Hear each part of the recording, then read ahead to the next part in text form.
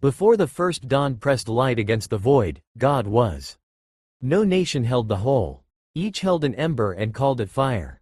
The shards are measured against the fire. And the fire has a face. The watching fire. Preface.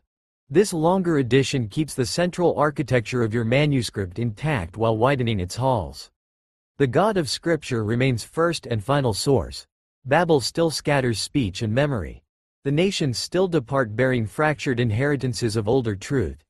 Enoch still stands as witness against rebellious powers. And the sun remains the place where judgment and mercy meet without remainder. The enlargement comes through deepening rather than replacing.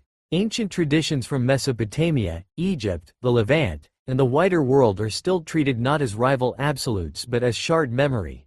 Damaged inheritance, lingering rumor, misdirected reverence, and the worship of lesser powers or broken recollections mistaken for ultimate source. Their surviving symbols matter precisely because fragments are not nothing. Yet fragments become dangerous the moment they demand kneeling as if they were the whole flame. The work therefore unfolds as a sacred novel dressed in the clothing of chronicle. It is meant to feel discovered rather than manufactured, a testimony preserved across ruin, exile, temple smoke, caravan roads, monastic copying rooms, and the dim vaults of libraries that outlived the kingdoms that built them. The diction remains archaic and theological, but the movement is more spacious, with room for silence, procession, and return. What has been added is not merely length, but breadth. Scenes linger, images recur. Eliashar's role as collector of scattered memory grows stronger, and the meditation on Babel, the nations, the watchers, and the healing of divided tongues becomes more gradual and luminous. The result is intended to feel less like a statement of ideas and more like a work of sacred art spoken through ash, river water, cedar shadow, and fire. 4:4:4. The Watching Fire. Prologue. Before the first dawn. Before the first dawn pressed light against the void, God was. Not one force among many, not eldest in a crowded ancestry of powers, not a victor who happened merely to survive some elder war, but the living source from whom being itself receives permission to remain. Before measure, he was. Before sequence, he was. Before any creature could praise, rebel, fear, or name, he was sufficient within his own unborrowed life. From him came height and depth, fire and form, mind and measure. He spoke, and what had never been answered with being. Light parted from darkness, not as enemies equally ancient, but as creation learning distinction under command. Waters gathered, earth rose, the stars were set in their courses like witnesses instructed to burn without wandering beyond decree. Last of all, he formed humanity from dust and breathed into that fashioned clay the breath of life. Men and women were not made as ornaments for a finished world, but as living images entrusted with answer, praise, stewardship, and communion. The garden was no mere orchard of pleasure. It was sanctuary before history learned fracture, the place where heaven and earth touched without seam. Yet among the high ones, those radiant servants made for glad obedience, desire bent inward. One who had reflected glory began to hunger for possession of it. Rebellion entered not through lack of intelligence but through intelligence refusing worship. Thus the adversary fell, and accusation became his art. He did not strike the first pair with iron. He approached them with suspicion made to sound wise. Has God said? The question entered like a crack in glass, and through that crack came shame, fear, estrangement, toil, and the long reign of death. Still, before exile fully closed around them, promise was spoken. The seed of the woman would crush the serpent's head, though wounded in the doing. From that hour history ceased to be only aftermath. It became waiting. 4:4:4. The Watching Fire. Chapter 1. Before the first ash. Before men pressed signs into clay and before kings taught stone to praise their own names, there was only God and the immensity of his own life. Nothing instructed him, nothing stood above him, no hidden archive corrected his judgment, no elder council crowned him by consent. He was not one brightness among other brightnesses, but the fire by which brightness learned what it was. He taught light to spill across the void and gave the sea a boundary it could batter but not annul. He hung stars like disciplined embers and buried fire in mountains as if even the earth must remember that its foundations rest over mystery. Creation was not a machine wound into motion and abandoned. It was a speaking made visible, a sustained generosity, an order charged with meaning because it had first been called good. Among his earliest works were high ones, swift servants made for worship, song, guardianship, and glad obedience. Their splendor was borrowed. Their beauty was true the way moonlight is true. Genuine, lovely, and impossible apart from the source it reflects. In them, wisdom and praise once moved together without friction. But in one of them beauty became wound. He looked toward the holy and found in himself the madness not to reflect the center but to occupy it. Thus rebellion entered creation as envy sharpened into will. He did not fall because strength deserted him, but because holiness did. Intelligence remained, yet severed from worship. Brilliance remained, yet bent. Having refused his proper joy, he became the adversary and made accusation his kingdom. When at last humanity was formed from dust and breath, the adversary discovered the creature he despised most. Men and women were weaker than the great powers and shorter lived than the least of the morning servants, yet they were entrusted with a dignity more dreadful than strength. Meaningful answer. They could trust or refuse, love or betray, kneel or grasp. Freedom made them vulnerable, yet also glorious. The first temptation therefore came not as violence but as reinterpretation. Suspicion was made to sound intelligent, disobedience, awakening, self-assertion, maturity. The first pair reached beyond the boundary of goodness, and with that reach shame entered first, then fear, then concealment, then death. A patient empire whose victories accumulate one heartbeat at a time. The image of God remained, but it cracked. The world did not cease to belong to God, yet it became contested ground, luminous and tragic at once. From then on every cradle opened inside a broken inheritance. Love survived, but learned grief. Labor survived, but grew thorns. Beauty survived, but now passed through decay. The race of Adam walked east of the garden carrying both memory and sentence, and even its brightest songs were haunted by a homeland no road could find. The Watching Fire. 4:4:4. The Watching Fire. Chapter 2. The Tower and the Mercy of Ruin. In the generations after the first sorrow, mankind discovered the strength of shared speech. Memory traveled swiftly, trade swelled, songs crossed households and became the inheritance of tribes.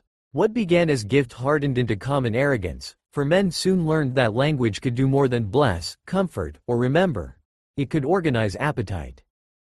On the plain of Shinar, where clay yielded to brick and bitumen held fast against weather, they conceived a city and a tower to make a name for themselves. Their project was architectural only on the surface. At its heart it was theological, an attempt to convert cooperation into self-salvation. If human agreement became vast enough, they reasoned, perhaps mystery could be audited, heaven inspected, destiny managed, transcendence made answerable to technique. The tower was therefore not merely high, it was inwardly curved toward blasphemy. It sanctified ambition with communal energy and called collective vanity wisdom. Agreement was mistaken for truth, coordination for innocence, capability for permission. Pride moved through them like dry fire through reeds. Then came the mercy that looked at first like ruin. The eternal confused their speech. Tongues fractured, meaning splintered. Neighbors who understood one another at dawn stood bewildered by evening. Plans failed not because brick lost strength, but because presumption lost grammar. Humanity was scattered, not because God feared stone, but because an undivided corruption would have ripened into a single catastrophe from which no tribe could have fled. Yet the scattered did not depart empty. They carried memory with them. A garden, a serpent, a mountain, shining ones, judgment by water, sacrifice, a sky throne, a war above the world, a promise not yet fulfilled. These traveled outward in damaged vessels. Every people bore embers from a common fire. None bore the whole blaze. Over the nations were set mighty stewards. Some guarded what could still be guarded, serving within their appointment without consenting to worship. Others accepted reverence that should have passed through them to the one above all. In that confusion the nations began to mix true hunger, broken memory, poetic magnification, ancestral dread, and the seductions of lesser powers until many gods emerged from a single ruin. Thus the ancient world was populated not by pure invention, but by distortion with roots. 4:4:4. The Watching Fire. Chapter 3. The Age of Watchers. As kingdoms rose, the boundary between stewardship and domination thinned. Some of the watchers appointed over the children of dust began to covet what they had been commanded only to guard. Human admiration intoxicated them. Human fear became useful. Courts, sanctuaries, and battlefields learned their whispers, and rulers who should have trembled before heaven instead learned how to borrow the vocabulary of heaven against the weak. These powers did not create ex nihilo, that belongs to God alone. Their corruption worked by bending what was given. They taught kings to sanctify appetite, priests to perfume cruelty with ritual, and violent men to call predation order. They offered arts the human heart was not yet wise enough to carry without corruption. Metals became weapons of empire. Signs became instruments of manipulation. Desire itself was studied, provoked, and governed for advantage. Knowledge was severed from virtue and named progress. The old stories remembered that age in giant outlines because ordinary language breaks under extraordinary wickedness. Whether every monstrous retelling preserved literal measure or magnified terror through memory, the truth beneath them remained. Domination rose beyond the scale of ordinary evil. The mighty devoured field and flock. Then, when abundance failed, they devoured the weak. Whole regions learned to breathe under the shadow of power without conscience. In that darkened world walked Enoch. He was not first known for strategy, rank, or invention. He walked with God, and that alone made him a scandal to an age addicted to force. His obedience stood against the atmosphere of his time the way a clear bell sounds against smoke. He was drawn upward through sights language could scarcely hold without bruising them. He saw chambers of wind and storehouses of snow, courses of stars, fires that judged without consuming truth itself, and watchers stripped of heroic glamour standing under sentence. He saw chains prepared, books opened, motives exposed before a light no theft could survive. What men praised as mastery appeared there as corruption awaiting verdict. Yet Enoch saw more than doom. Beyond rebellious powers and the empires they fed, he glimpsed a dominion not maintained by deceit. He returned carrying not only warning but proportion. He declared to the violent that appetite would not reign forever, to the watchers that stolen glory would not survive the unveiling to come, and to the faithful few that the holy had not forgotten the earth. Few listened. Power rarely repents while it still profits. 4:4:4. The Watching Fire. Chapter 4. The Flood and the Rivers Remember. When violence lasts long enough, even horror begins to speak in administrative tones. Bloodshed enters economy, ritual, ambition, and law until language grows too weak to accuse wickedness sharply enough. The world before the flood did not become evil in a single gesture. It normalized itself into ruin, and what should have startled conscience became procedure. Then came the flood. The same earth that had drunk blood drank whole cities. Fountains of the deep rose. The heavens answered. Towers, banners, harvests, and monuments to permanence vanished beneath waters indifferent to propaganda. The boast of civilization discovered that judgment needs no permission from empire. Yet mercy remained structured within wrath. Noah entered the ark, and with him a remnant of breath and seed. The vessel was not an escape from divine judgment but a chamber carried by divine faithfulness through it. The world was not abandoned, it was preserved under sentence so that sentence would not become annihilation. When the waters withdrew, the earth emerged cleansed but not cured. Monstrous regimes were broken, some rebellious powers were bound, but fracture within the human heart endured. History did not return to innocence. It was preserved for another chance, which is harder than a simple beginning because memory now had to live beside guilt. In the generations that followed, the nations remembered the catastrophe in altered forms. By twin rivers, by the Nile, by distant coasts and islands, men told of chosen survivors, divine warning, birds over receding water, mountains of rest, and life carried through destruction. Names change. Meanings blurred.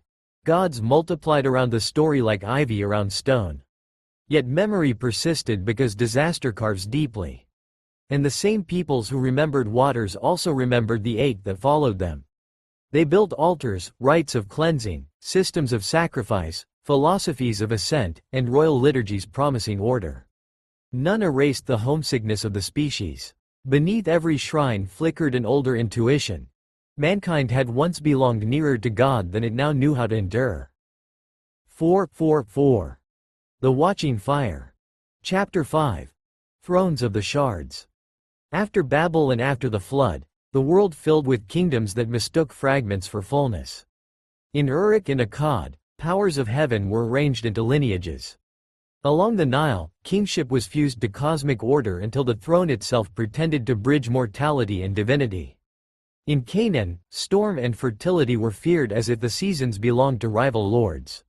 Farther west and north, seafaring peoples sang of skyfathers, underworld judges, wise craftsmen, mourning queens, warrior sons, and descending powers who could not quite save. Each system kept something, almost none kept proportion. A flood survived here, a mountain there, a serpent elsewhere, a council in the heavens, judgment after death, sacred meals, mediating suns, descending wisdom, dying grain, returning shepherds, royal priests, sacred trees, rivers of the dead, heavenly books, and fire from above. The shards glittered, yet no tribe held the fire entire. Some powers behind these memories resisted worship and remained faithful in their charge. Others drank adoration until stewardship curdled into appetite. Men bowed before messengers and called them creators. They feared strong spirits and named them gods. They heard judgments from lesser thrones and forgot the court above every court.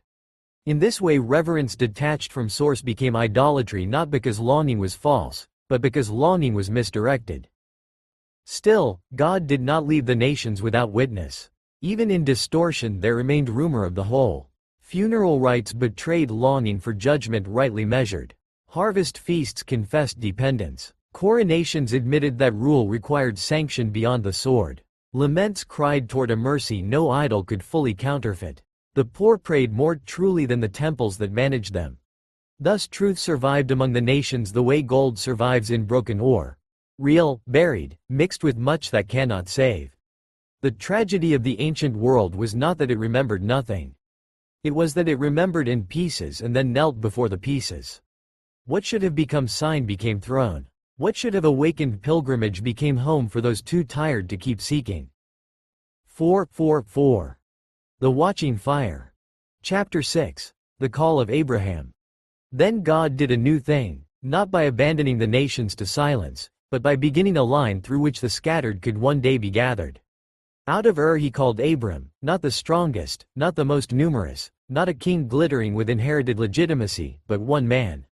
The narrowing that began in him was not exclusion for its own sake. It was surgery, the deliberate making of a path through which blessing could return to the world without being dissolved into its confusions. In you all families of the earth shall be blessed. The promise struck history like a bell. From Abraham would come descendants, covenant, altar, pilgrimage, testing, and the slow education of a people who would learn that election is not flattery. To be chosen is to be placed under fire. Through famine and deliverance, barrenness and birth, slavery and sea crossing, wilderness and law, the Lord shaped his people. At Sinai he descended in flame, not to offer technique for storming heaven, but to reveal holiness that cannot be bargained with. Law was not a ladder by which the pure climb into divinity. It was a mirror, a guardrail, a witness, and a mercy severe enough to tell truth about the human heart. Yet even chosen hearts wandered. Israel carried in miniature the same drama the nations had lived in: vastness, memory and rebellion, covenant and complaint, mercy and relapse. Golden calves can be cast at the foot of holy mountains. The human desire to localize, manage, and display the divine does not disappear simply because revelation has been given. Still, the line endured. The God who called Abraham proved himself patient across generations, preserving promise through weakness, scandal, and near collapse. The narrowing continued, not as constriction toward death, but as the focusing of light toward an eventual flame. 4:4:4. The Watching Fire. Chapter 7. Prophets, Empires, and the Hope of a King. Across centuries the witness deepened. Judges rose and failed. Priests ministered and compromised. Kings were anointed and exposed. David received a promise no merely political dynasty could contain. His throne would be established forever. From then on the seed of the woman, once spoken in Eden and carried through covenant, was heard with greater clarity as son of David. Prophets followed like torches in weather. They accused kings, defended the poor, shattered false security, and insisted that ritual without justice nauseates heaven. They spoke of a child called Mighty God, a branch from cut roots, a servant wounded for transgressions, a shepherd gathering the scattered, a son of man receiving dominion from the Ancient of Days, and a new covenant written not on stone alone but on hearts. The promise widened even as it sharpened. Meanwhile empires turned. Assyria thundered and passed. Babylon burned bright and fell. Persia stretched wide. Greece spread language like a net. Rome organized domination through roads, tribute, iron, and spectacle. Each empire claimed necessity. None healed the species. Their monuments differed. Their logic often did not. Everywhere the fragments still gleamed. Philosophers sought the order behind chaos. Priests multiplied rites. Mystics pursued ascent. Conquerors promised peace through victory. Secret teachers offered hidden ladders for the soul. The nations remained haunted by traces of older memory, and sometimes their brightest intuitions brushed truth without holding it. Yet the wound remained. The shard longed for the whole. The exiled mind longed for a word from outside the prison. Expectation therefore hardened. If history were to remain morally intelligible, judgment and mercy would have to meet in one holy act of God. The world waited, though most did not know what they were waiting for. 4:4:4. The Watching Fire. Chapter 8. The Sun enters the wounded world. When the answer came, it offended expectation. Conquerors announced themselves with armies. Priests stage significance with ceremony. Philosophers gather schools. The Sun entered under the cover of poverty. He was born where animals fed and recognized first by the lowly. The event by which the infinite entered wounded history was quiet enough to be missed by almost everyone who mattered socially. Yet his life disturbed every closed system around him. In an order built on ranked domination, he dignified the low. In a culture crowded with purity fear, he moved toward contamination without being stained by it. He ate, slept, wept, bled, and walked as a true man, yet material reality did not behave around him like a sealed chamber. Sight returned to blind eyes. Limbs remembered strength. Tormented minds quieted. The ashamed discovered that being fully known did not require being thrown away. He taught with an authority unlike citation. He did not merely interpret the law as a careful scholar might, though wisdom adorned his words. He spoke as the one for whom the law had always waited, bringing its depth into living daylight. Mercy around him was never indulgence, it was restoration edged with truth. He forgave sins, and by forgiving them he forced every witness either to worship or to rage. The powerful could not leave him alone. Political men feared incorruptibility because it cannot be negotiated with. Religious performers feared holiness in the flesh because it exposes the distance between living sanctity and institutional theater. Crowds praised him while he fed them, then recoiled when he demanded surrender instead of amazement. The adversary met him in the wilderness with the oldest proposals disguised in noble clothing. Seize rightful rule without obedience, take glory without sacrifice, save the world by the world's own methods. He refused. In that refusal lay the hinge of history, for redemption won by domination would still have left love unborn. Hope, after ages beyond numbering, had taken a face. 4:4:4. The Watching Fire. Chapter 9. The Darkened Tree and the Morning of Return. The death of the sun was assembled from familiar materials: betrayal, envy, expedience, public theater, private cowardice, and state violence dressed as order. Men who hated one another found agreement in this. Holiness among them could not remain unmastered. He was mocked, scourged, displayed, and lifted beneath a sky that seemed to register more than weather. Yet the deepest weight of the cross was not merely what men did to him. It was what he bore there, the accumulated accusation of the species gathered upon that hill, public cruelties justified as necessity, private shame hidden until it grew roots in identity, inherited wounds turned outward into fresh injury, every self-made altar and every whispered compromise. He stood beneath the total weather of the fall. He stayed, not because nails were stronger than divinity, but because love desired to go lower than ruin. If guilt were simply denied, the road home would remain barred by truth itself. Mercy therefore descended exactly where judgment was deserved, opening a passage no human virtue could have built. Then came the silence of burial, the old whisper that the pure are always devoured in the end. But death had taken into itself the author of life. The grave was not merely honored by his memory, it was invaded by his presence. On the third day he rose, and from that morning forward tragedy could no longer claim ultimacy. The wounds remained, but in him they became suffering transfigured. The road home opened. No one was dragged along it in chains, because love still required answer. Yet the watchers, the lesser thrones, the accuser, and every empire built on despair received their sentence in advance. Borrowed authority has an end. The serpent had struck, but the wound was the crushing. 4:4:4.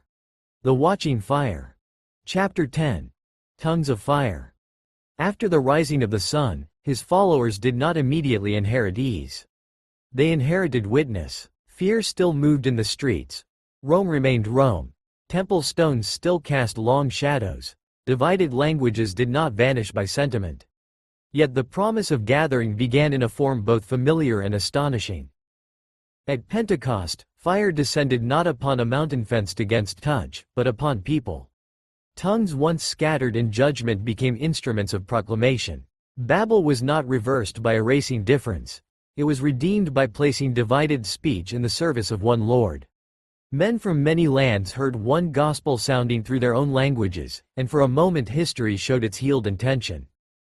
This mattered beyond miracle. It declared that the nations were not to be flattened into sameness, nor left to harden permanently inside estrangement. Their variety would remain, but under a higher music. The family of God would not be built by cultural amnesia. It would be built by allegiance that can pass through language without being trapped by it. So the mission moved outward. Judea, Samaria, roads of empire, harbors of trade, synagogues, houses, prisons, marketplaces, islands, and provincial capitals. Everywhere the old shards encountered the fullness that judged and fulfilled them. Altars to unknown gods, philosophies of logos, sacrificial instincts, kingly hopes, apocalyptic fears. All were measured against the crucified and risen one. Some were purified by that meeting, others shattered. 4:4:4. The watching fire. Chapter 11. Eliashar and the forest of tongues. In generations after these events, when some still remembered the first witnesses and others had already begun to embroider the news with speculation, there lived a scribe named Eliashar ben Neriah. He was born into an age in which scrolls multiplied faster than wisdom and arguments traveled as quickly as caravans. To him the world felt like a library after a fire. Shelves standing, titles surviving, meanings smoke-marked. He studied the law, the prophets, the songs of David, the visions remembered under Enoch's name, and the flood traditions preserved in the libraries of older nations. From caravan merchants he heard fragments from Babylon. From sailors he heard Egyptian and Greek retellings. From desert sectarians he heard of watchers, books, thrones, passwords, and the war behind the veil. The more he listened, the less he believed the nations had fabricated their hopes from nothing. Convergences proved too persistent to dismiss. Rivers of judgment, councils above the sky,